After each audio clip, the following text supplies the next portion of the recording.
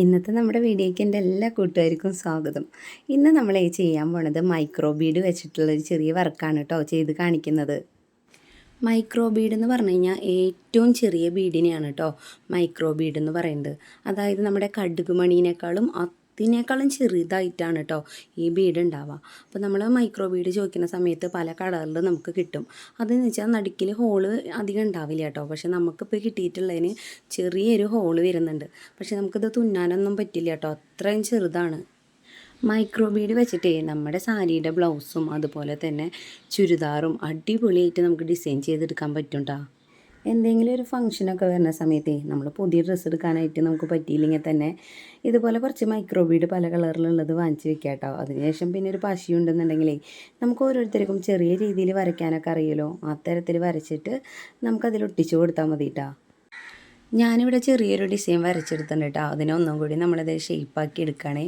അപ്പോൾ ഇതുപോലെ നേരിട്ട് വരയ്ക്കാൻ അറിയുന്നവരാണെങ്കിൽ നേരിട്ട് വരയ്ക്കാം, ഇല്ലയെന്നുണ്ടെങ്കിൽ ട്രേസ് ചെയ്തെടുക്കാം കേട്ടോ. പുതിയ കൂട്ടുകാരെങ്കിലും നമ്മുടെ വീഡിയോ കാണുന്നുണ്ടെങ്കിൽ നമ്മുടെ ചാനലൊന്ന് സബ്സ്ക്രൈബ് ചെയ്യാം കേട്ടോ, എന്നിട്ട് വീഡിയോ കാണാം. നമ്മൾ വരച്ചെടുത്ത ഈ പടം ഉണ്ടല്ലോ, അതിൻ്റെ സൈഡിൽ നമുക്ക് ബോർഡർ കൊടുക്കണം കേട്ടോ. അപ്പോൾ ബോർഡർ തുന്നാനായിട്ട് ഞാനിവിടെ ഗോൾഡൻ കളറിലുള്ള കട്ട് ബീഡ് എടുത്തിട്ടുണ്ട് കേട്ടോ. നമുക്ക് കട്ട് ബീഡ് തുന്നി തുടങ്ങാം കേട്ടോ. അപ്പോൾ ഈ രീതിക്കാണെങ്കിൽ നമ്മൾ താഴെ ത്രെഡ് പിടിച്ചിട്ടുണ്ടാവുക. അപ്പോൾ ഈ ത്രെഡിൻ്റെ കറക്റ്റായിട്ടുള്ള വീഡിയോസൊക്കെ നമ്മൾ മുന്നേ ചെയ്തിട്ടുണ്ട് കേട്ടോ. അപ്പോൾ ആർക്കെങ്കിലും ഡൗട്ട് ഉണ്ടെങ്കിൽ ആ വീഡിയോ ഒക്കെ ഒന്ന് കണ്ട് നോക്കി കഴിഞ്ഞാൽ മനസ്സിലാവും. അപ്പോൾ നമ്മളത് നേരെ താഴോട്ട് നമ്മൾ ആ കൈ അങ്ങനെ വെച്ചിട്ട് നമ്മൾ നീഡിൽ താഴോട്ട് ഇറക്കിയിട്ട് നമ്മൾ ഇതേപോലെ കുത്തിയെടുക്കാം കേട്ടോ മേലോട്ട്. അങ്ങനെ 2 വട്ടം എടുത്തതിൻ്റെ ശേഷം നമ്മളിതേ കണ്ട ഉള്ളിക്കോടെ എടുത്തിട്ട് ഇങ്ങനെ ലോക്കിട്ട് കൊടുക്കുകയാണ് കേട്ടോ ചെയ്യുന്നത്. ലോക്കിട്ട് കൊടുക്കുന്ന സമയത്ത് ത്രെഡ് താഴോട്ട് വലിക്കുമ്പോഴേ മുഴുവൻ പോയിട്ടില്ലെങ്കിൽ നമുക്ക് ഈ രീതിയിൽ നീഡിൽ താഴ്ത്തുനിന്ന് മേലേക്ക് എടുത്തിട്ടേ ഇങ്ങനെ ആ പൊന്തി നിൽക്കണ ത്രെഡിനെ താഴോട്ട് വലിച്ചെടുക്കാം കേട്ടോ. ഇനി അതിന് ശേഷം ഞാൻ ഈ നമ്മൾ കെട്ടിട്ടിട്ടുണ്ടല്ലോ അതിൻ്റെ തൊട്ട് ബാക്കിൽ നിന്നാണ് കേട്ടോ അടുത്ത ചെയിൻ സ്റ്റിച്ച് എടുക്കുക. അപ്പോൾ അവിടെ നിന്ന് തൊട്ടിട്ട് നമ്മൾ ഈ കട്ട് ബീഡ് ഇട്ട് കൊടുക്കുകയാണെങ്കിൽ നമ്മൾ ആ കെട്ടിട്ടത് അങ്ങനെ കാണില്ല കേട്ടോ. അപ്പോൾ അതിന് വേണ്ടിയിട്ടാണ് ഇങ്ങനെ ചെയ്യുന്നത്. ഓരോ ചെയിൻ എടുക്കുമ്പോഴും ഓരോ ബീഡ് വീതമാണ് കേട്ടോ ഇട്ട് കൊടുക്കേണ്ടത്. നമുക്ക് 2 ബീഡും ഇട്ട് കൊടുക്കാം കേട്ടോ. അപ്പോൾ അടുപ്പിച്ച് തുന്നാന്നുണ്ടെങ്കിൽ 2 ബീഡ് വീതം ഇടാണെന്നുണ്ടെങ്കിൽ ആ ഗ്യാപ്പ് ഉണ്ടാവാതെ തുന്നിയെടുത്താൽ മതി. ഒരു ലീഫ് തുന്നി കഴിഞ്ഞിട്ടാണ് കേട്ടോ നമ്മൾ അടുത്ത ലീഫിലേക്ക് കിടക്കുന്നത്.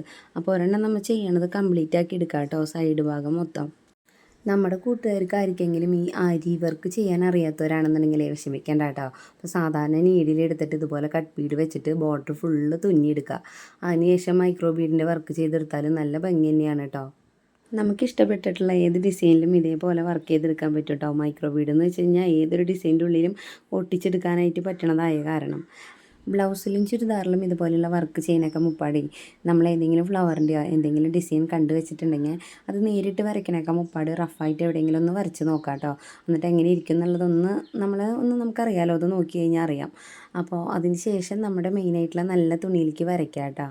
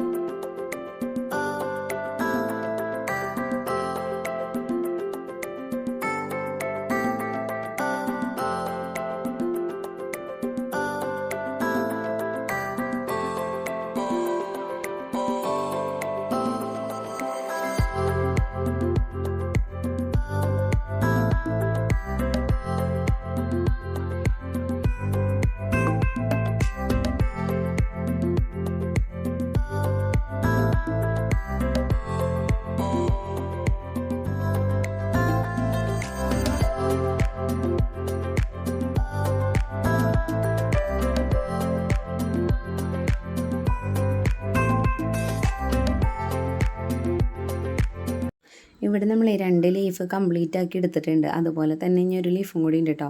അപ്പോൾ അതും നമുക്ക് നല്ല ഭംഗിയിൽ തന്നെ തുന്നിയെടുക്കാം കേട്ടോ. അതിന് ശേഷം നമുക്ക് ഉള്ളിൽ വർക്ക് ചെയ്യാം.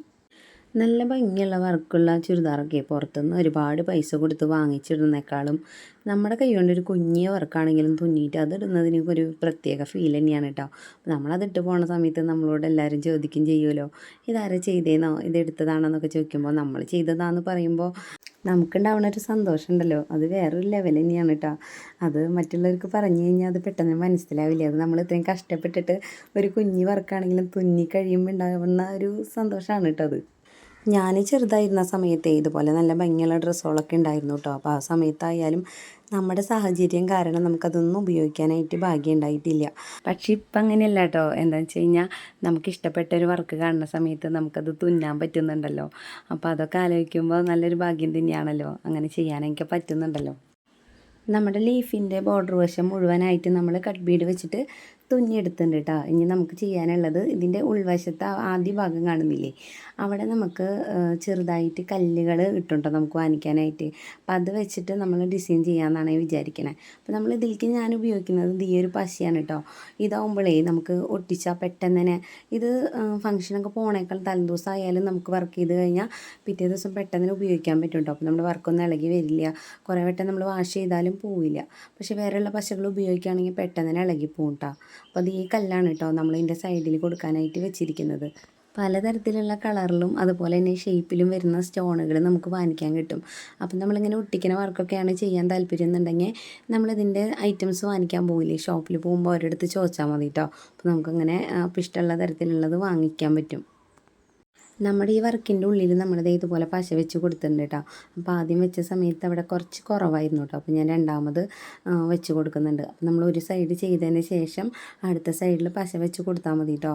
അല്ലാന്നുണ്ടെങ്കിൽ ഇത് പെട്ടെന്ന് ഒട്ടും കേട്ടോ. അപ്പോൾ അല്ലെങ്കിൽ അവിടെ ഭയങ്കര വൃത്തികേടായിരിക്കും. നമ്മൾ ആദ്യത്തെ ഭാഗത്ത് നമ്മളിതുപോലെ കല്ല് ഒട്ടിച്ച് കൊടുക്കുന്നുണ്ട്. അപ്പോൾ കൈ കൊണ്ട് ഒട്ടിക്കുകയാണെങ്കിൽ അങ്ങനെ ഒട്ടിക്കുക, ഇല്ലയെന്നുണ്ടെങ്കിൽ കല്ലിങ്ങനെ പിടിക്കാനായിട്ടുള്ള ചവണ പോലെയുള്ള ഒരു ഐറ്റം വരുന്നുണ്ട് കേട്ടോ. നമ്മൾ കൈ കൊണ്ട് ഒട്ടിച്ചതിന് ശേഷം നമ്മൾ നീഡിൽ വെച്ചിട്ട് തന്നെ ഒന്ന് ഷേപ്പാക്കി എടുക്കുകയാണ് കേട്ടോ ചെയ്തിട്ടുള്ളത്. അപ്പോൾ ഇതേ രീതിക്ക് നമ്മൾ ബാക്കിയുള്ള 2 ലീഫിൻ്റെയും തെറ്റ് നമ്മളിതുപോലെ സ്റ്റോൺ ഒട്ടിച്ചു കൊടുക്കാൻ പോവാണ് കേട്ടോ.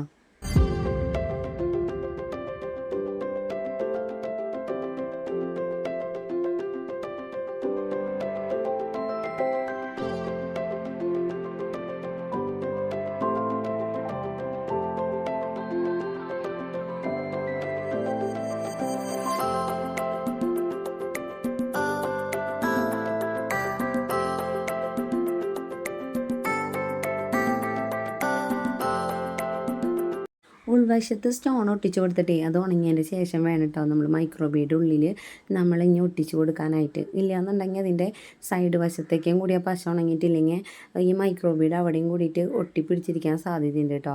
അപ്പോൾ എല്ലാ ലീഫിൻ്റെ ഉള്ളിൽ നമ്മൾ ഇതേട്ടോ സ്റ്റോണൊക്കെ ഒട്ടിച്ചെടുത്തിട്ടുണ്ട്. അപ്പോൾ നല്ല ഭംഗിയുണ്ട് കേട്ടോ കാണാനായിട്ട്. ഈ പച്ചയും ഗോൾഡനും കൂടി വന്ന സമയത്ത് നമ്മളിങ്ങനെ സ്റ്റോൺ ഒട്ടിച്ചിട്ട് ഏറ്റവും നടുവശത്തും കൂടി നമ്മളിതുപോലെ ഒരെണ്ണം വെച്ച് കൊടുക്കുന്നുണ്ട് കേട്ടോ. അപ്പോൾ കുറച്ചും കൂടി നന്നായിരിക്കും എന്ന് എനിക്ക് തോന്നി. അപ്പോൾ നമ്മൾ ആദ്യം ഇനി അത് വെച്ച് ഒട്ടിച്ചതിൻ്റെ ശേഷം കേട്ടോ സൈഡിലേക്ക് നമ്മൾ പശയാക്കി കൊടുക്കാൻ പോണത്.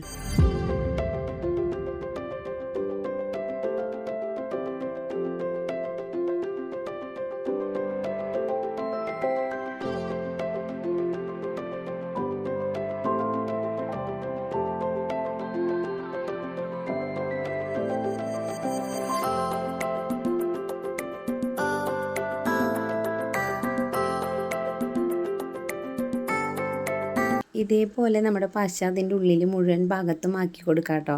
ഇനി നമ്മുടെ മൈക്രോബീഡ് നമ്മൾ പെട്ടെന്ന് തന്നെ അതിൻ്റെ ഉള്ളിലേക്ക് ഫില്ല് ചെയ്ത് കൊടുക്കണം. അല്ലെങ്കിൽ കുറച്ച് ടൈം കഴിഞ്ഞിട്ട് ചെയ്യാമെന്നൊക്കെ വിചാരിച്ച് കഴിഞ്ഞാൽ എപ്പോഴത്തേനും അവിടെ ഒട്ടിയിട്ടുണ്ടായിരിക്കും കേട്ടോ.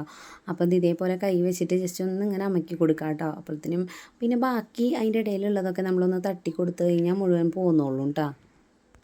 ഈ ഒരു ലീഫിൻ്റെ ഉള്ളിൽ ചെയ്ത പോലെ തന്നെ ബാക്കി 2 ലീഫിൻ്റെ ഉള്ളിലും നമുക്ക് പശ വെച്ചിട്ട് മൈക്രോബീഡ് നമുക്ക് പെട്ടെന്ന് ഇട്ട് ഒട്ടിച്ചെടുക്കാം കേട്ടോ. അപ്പോൾ നമ്മളിത് കേട്ടോ ഇതേപോലെയാണ് ഇട്ട് കൊടുക്കേണ്ടത്.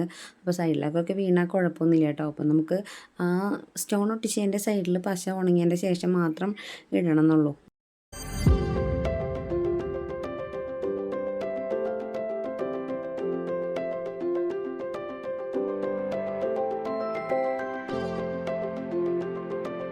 നമ്മൾ ചെയ്ത മൈക്രോബീഡിൻ്റെ വർക്ക് ദേ കംപ്ലീറ്റ് ആയിട്ടുണ്ട് കേട്ടോ. അപ്പോൾ നല്ല ഭംഗിയായിട്ട് തന്നെ കിട്ടിയിട്ടുണ്ട്. അപ്പോൾ ഇതുപോലെ വർക്കൊക്കെ ചെയ്ത് കഴിഞ്ഞിട്ട് ഒരു ദിവസം കഴിഞ്ഞ് പിറ്റേ ദിവസം നമുക്കതിൻ്റെ ബാക്ക് വശത്തൊന്ന് വേണമെന്നുണ്ടെങ്കിൽ ഒന്ന് തേച്ച് കൊടുക്കാം കേട്ടോ.